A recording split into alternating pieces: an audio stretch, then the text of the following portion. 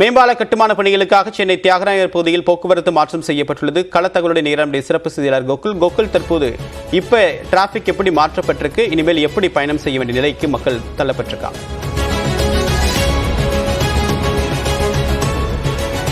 D நகர்ல மேம்பால பணிகள் நடைபெறுவதால் தற்பொழுது இன்று முதல் போக்குவரத்து மாற்றங்களானது செய்யப்பட்டுள்ளது. குறிப்பாக ஓராண்டுக்கு இந்த போக்குவரத்து மாற்றமானது செய்யப்பட்டுள்ளது. இந்த டி நகர் மேம்பாலத்தில் இனிமேல் எந்த வாகனங்களும் ஏறக்குறைய ஓராண்டுக்கு அனுமதிக்கப்படாது.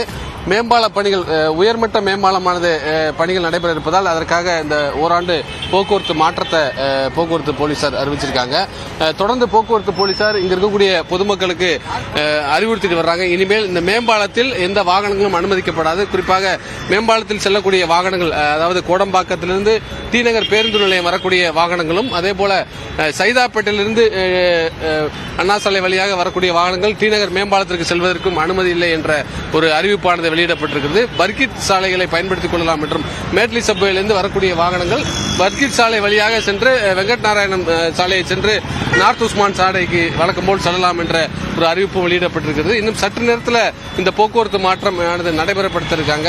போக்குவரத்து போலீசார் ஏற்கனவே அதற்கான ஒரு திட்டமிடலை இது பண்ணியிருக்காங்க. குறிப்பாக இந்த மேம்பாலம் என்பது ஏறக்குறைய ஒரு 20 ஆண்டுகளுக்கு மேலாக கட்டப்பட்ட மேம்பாலம்.